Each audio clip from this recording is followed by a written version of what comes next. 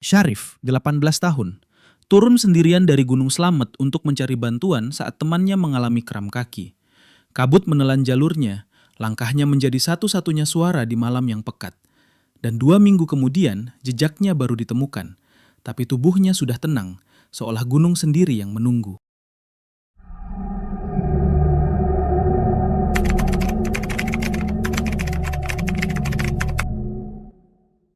Syarif, 18 tahun, bukan tipe pendaki yang banyak bicara. Di kalangan teman-temannya, ia cukup tampan, namun memiliki sifat pendiam dan biasanya hanya menjawab sekenanya jika ditanya. Ia lebih sering diam, menyimpan pikiran sendiri, dan berjalan sedikit di belakang rombongan, mengamati, menghafal jalur, dan memastikan semuanya terasa masuk akal. Di sekolah, ia dikenal pendiam, dan di rumah ia terbiasa memendam perasaannya sendiri. Bagi Syarif, gunung bukan sekedar hobi, tapi tempat untuk menenangkan kepala dari hal-hal yang tak pernah selesai di bawah sana. Pendakian ke Gunung Slamet kali ini membawa mereka dari pos Bambangan, melewati jalur desa Linggasana, dan menuju pos pendakian Kledung sebelum menanjak ke arah puncak yang dikenal dengan Tegal Alun, lapangan kecil yang biasa digunakan pendaki untuk beristirahat sebentar sebelum menyerang puncak. Sebelum kalian melanjutkan cerita, klik subscribe, like, komen, dan share. Punya pengalaman mendaki Gunung Slamet? Ceritakan di komentar. Siapa tahu kalian pernah merasakan hal-hal yang tak bisa dijelaskan, seperti Syarif.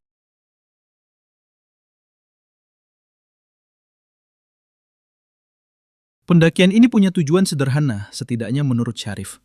Membuktikan pada dirinya sendiri bahwa ia masih sanggup sampai puncak. Ia ingin menutup tahun dengan satu pencapaian yang benar-benar miliknya. Bukan nilai, bukan omongan orang, bukan ekspektasi siapapun. Hanya satu foto di puncak, satu tarikan napas panjang di kawah Slamet, lalu pulang. Namun, saat mencapai lereng antara pos Bayangan dan Tegal Alun, kabut mulai turun lebih cepat dari biasanya. Jalur yang ia hafal kini tampak berbeda. Batu-batu basah bersinar di bawah sinar senter, dan suara angin memantul dari tebing-tebing yang tajam. Syarif merasa seolah gunung itu sendiri sedang menilai setiap langkahnya, dan ia baru mulai merasakan bahwa tidak semua jalur bisa diprediksi. Sejak awal, Slamet terasa berbeda. Jalurnya panjang, sunyi, dan terlalu sering diselimuti kabut. Tapi Syarif menganggap itu biasa. Gunung memang seperti itu, tidak ramah, tapi jujur. Selama ia mengikuti jalur, semuanya akan baik-baik saja. Sampai temannya mulai kram. Keputusan itu diambil terlalu cepat, terlalu tenang, terlalu yakin. Aku cari bantuan sebentar, kata Syarif sambil mengecek senter dan kompas. Ia yakin tidak akan lama. Jalur masih jelas, jarak tak terlalu jauh. Ia sudah sering naik gunung, sudah hafal bagaimana kabut bekerja. Kabut di Gunung Slamet malam itu turun lebih cepat dari biasanya. Syarif berhenti sejenak, menoleh ke belakang. Lampu headlamp temannya sudah tidak terlihat, hanya putih pekat, sunyi, dan suara angin yang seperti napas orang lain. Aku cari bantuan sebentar, katanya sebelumnya. Gunung tidak menjawab. Gunung hanya membuka jalur lain. Langkah Syarif semakin pelan. Kompas berputar tak masuk akal. Jalur setapak menghilang, digantikan tanah basah dan batu dingin. Setiap kali ia berhenti, ia merasa ada yang berdiri terlalu dekat. Tapi saat menoleh, tidak ada siapa-siapa. Langkah Syarif terdengar terlalu keras di telinganya sendiri. Setiap pijakan seperti menggema, padahal tanah di bawahnya basah dan lunak. Ia berhenti, mencoba mengatur napas, menghitung detak jantung seperti yang biasa ia lakukan saat panik. 1, 2, 3. Tapi hitungannya selalu terpotong oleh dingin yang merambat dari ujung jari. Tenang, gumamnya, entah untuk siapa. Ia melirik jam tangan. Jarumnya bergerak, tapi rasanya waktu tidak ikut berjalan. Kabut tidak berubah, pohon-pohon terlihat sama, bahkan batu besar yang tadi ia lewati muncul lagi di depan. Atau mungkin itu batu lain yang bentuknya kebetulan mirip. Syarif tidak yakin, kepastian mulai terasa seperti barang mewah. Kompas kembali ia angkat, jarumnya berputar pelan, lalu berhenti, mengarah ke tempat yang barusan ia datangi. Itu tidak mungkin, katanya lirih. Ia tertawa kecil, tawa pendek yang terdengar asing, kering, dan cepat mati. Dalam kepalanya, ia mulai menyusun alasan. Baterai lemah, medan magnet, kesalahan alat. Gunung tidak salah, alatlah yang bermasalah. Selalu begitu. Angin berembus pelan, membawa suara gesekan dedaunan. Di sela suara itu, Syarif mendengar sesuatu yang membuat langkahnya terhenti. Langkah kaki. Bukan dari depan, bukan dari belakang, dari samping. Syarif menoleh cepat. Senter menyapu kabut, hanya menemukan batang pohon dan bayangan yang langsung menghilang begitu cahaya menyentuhnya. Jantungnya berdetak lebih cepat, tapi tubuhnya justru terasa berat, seperti bergerak di dalam air dingin. "Teman?" panggilnya, ragu. Tidak ada jawaban. Tapi langkah itu terdengar lagi, kali ini menjauh, seolah ada seseorang yang berjalan lebih dulu, yakin akan arah yang dituju. Anehnya, Syarif merasa lega. Setidaknya ia tidak sendirian. Ia mengikuti suara itu tanpa benar-benar memutuskan. Kakinya bergerak sebelum pikirannya sempat menolak. Setiap beberapa langkah, ia merasa jalurnya semakin turun, semakin licin. Tapi suara itu tetap ada, konsisten, tenang, seperti seseorang yang tahu betul kemana harus pergi. Dingin kini tidak hanya menusuk kulit, tapi juga pikirannya. Ia mulai lupa kenapa ia berhenti tadi. Lupa sudah berapa lama berjalan. Bahkan wajah temannya terasa kabur, seperti foto yang terlalu sering dilipat. Saat Syarif berhenti lagi, suara langkah itu juga berhenti. Sunyi. Sunyi yang terlalu rapi. Di tengah kesunyian itu, muncul satu pikiran yang terasa hangat dan berbahaya. Mungkin ia hanya perlu duduk sebentar. Kabut di sekelilingnya terasa lebih dekat, seperti menunggu. Syarif menurunkan ranselnya perlahan. Gerakan itu terasa seperti keputusan besar, padahal niatnya sederhana. Berhenti sebentar saja. Kaki-kakinya mati rasa, napasnya berat, dan pikirannya terus berputar tanpa arah.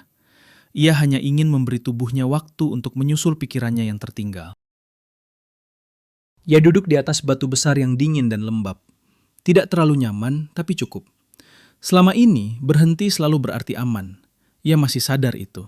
Masih bisa berdiri lagi nanti. Senter ia letakkan di samping, menghadap ke tanah. Cahaya membentuk lingkar kecil yang tenang, seolah dunia hanya seluas itu. Kabut tidak masuk ke dalam lingkaran cahaya. Setidaknya begitu yang ia rasakan. 5 menit, katanya pelan. Habis itu jalan lagi. Ia membuka sarung tangan. Tangannya kaku, jari-jarinya sulit digerakkan. Udara terasa terlalu dingin untuk bernapas dalam-dalam, jadi ia memilih bernapas pendek. Napasnya membentuk uap tipis yang cepat hilang. 5 menit terasa seperti satu tarikan napas, atau mungkin 1 jam. Ketika ia mencoba berdiri, kakinya tidak langsung merespons. Ada jeda aneh antara perintah di kepala dan gerakan di tubuh. Ia tertawa kecil lagi, refleks yang muncul setiap kali ia merasa tidak beres. "Lihat, bisa," katanya pada dirinya sendiri, meski belum sepenuhnya berdiri. Angin tiba-tiba berhenti. Benar-benar berhenti. Tidak ada suara daun, tidak ada gesekan, bahkan napasnya sendiri terdengar terlalu keras. Di keheningan itu, Syarif merasakan sesuatu yang aneh. Hangat. Bukan hangat yang nyata, tapi cukup untuk membuatnya ingin melepas jaket, melonggarkan resleting, membiarkan tubuhnya beristirahat lebih lama. Ia ragu sesaat. Di sisa kesadarannya, ada suara kecil yang berkata ini bukan ide bagus. Tapi suara itu kalah oleh kelelahan. Syarif bersandar ke batu, memejamkan mata hanya sebentar. Ia masih menggenggam niat untuk bangkit. Ia yakin masih memegang kendali. Kabut mendekat tanpa suara. Lingkaran cahaya senter mengecil, atau mungkin hanya penglihatannya yang meredup. Dan di sanalah, tanpa teriakan, tanpa perlawanan, Syarif membuat kesalahan paling kecil. Ia berhenti terlalu lama. Syarif duduk dengan tubuh perlahan membungkuk, kepala menunduk, jakunnya bersandar di lutut. Napasnya pendek, tapi tidak panik. Malam itu, kabut seolah merayap masuk ke seluruh pori-porinya, membungkusnya dengan dingin yang lembut dan menakutkan. Suara angin yang sebelumnya seperti napas orang lain, kini hilang sepenuhnya. Sunyi. Sunyi yang tidak biasa, sunyi yang terasa penuh perhatian. Ia membuka mata sebentar. Cahaya senter hanya menembus kabut sebentar, lalu tertelan kembali oleh putih pekat malam. Pohon-pohon di sekitarnya tampak menunduk, seolah ikut menahan napas. Batu yang ia duduki tidak lagi dingin, atau mungkin tubuhnya sudah terlalu lelah untuk merasakannya. Segalanya terasa melambat. Waktu seolah tidak lagi ada. Dalam kesunyian itu ada perasaan aneh, bebas dari ketakutan, dari keputusan, dari langkah yang salah. Ia merasa bagian dari gunung, bukan tamu. Seperti gunung menerima kelelahan dan keraguannya, lalu membisikkan bahwa tidak perlu melawan lagi. Syarif memejamkan mata. Tidak ada rasa sakit, tidak ada jeritan, hanya keheningan yang mengalir di dalam diri. Ia merasakan udara di sekitarnya bergerak pelan, membelai wajahnya, menenangkan jantung yang berdetak cepat. Rasanya hangat, tidak seperti api, tapi hangat seperti rumah, seperti napas yang ia rindukan. Ia tersenyum tipis, lega. Dan di saat itu, Syarif tidak lagi merasa sendirian. Gunung Slamet telah memeluknya dalam diamnya sendiri, menutup hari yang panjang dengan tenang. Langkah kaki yang sebelumnya terdengar di kabut kini hilang. Angin kembali berhembus pelan, membawa aroma tanah basah dan dedaunan. Dunia di luar sana masih berjalan. Tim pencari akan datang. Cahaya lampu mereka akan menembus kabut esok hari. Tapi Syarif tidak lagi perlu bergerak. Ia telah memilih, atau mungkin gunung yang memilih untuknya. Sunyi tetap, damai tetap, dan gunung menunggu pendaki berikutnya dengan rahasianya sendiri. Tim pencari sudah bergerak sejak subuh. Langit masih abu-abu, kabut tipis menempel di pepohonan, dan suara burung belum muncul. Mereka saling memanggil, berteriak, menembakkan senter ke jalur yang sama yang tadi dilalui Syarif. Di sini nggak ada jejak, kata salah satu anggota, menatap tanah basah dan batu-batu yang licin. Angin membawa suara ranting patah jauh di atas, tapi begitu mereka menoleh, tidak ada siapapun. Hari berganti, langkah demi langkah, kaki mereka mulai lelah. Beberapa minggu kemudian, dan di satu titik, seorang relawan menatap ke tebing kecil di dekat puncak. Batu besar, kabut tipis menutupi tubuh yang terbaring. Tubuh itu tenang, terlalu tenang. Tidak ada luka, tidak ada tanda perlawanan, hanya duduk bersandar seolah tertidur. Mereka mendekat perlahan. Senter menembus kabut, wajah Syarif terlihat. Sunyi, tapi damai. Seorang anggota tim menarik napas panjang, suaranya bergetar. Dia tidak tersiksa. Dia kayak diterima. Tidak ada yang bisa dijelaskan. Bagaimana ia bisa sampai ke sana? Bagaimana jalurnya berakhir jauh dari yang mereka telusuri? Tidak ada jejak yang jelas, hanya rasa. Sesuatu yang lebih besar dari mereka, sesuatu yang tetap menunggu di gunung itu. Tim membungkus tubuhnya dengan hati-hati, membawa turun perlahan.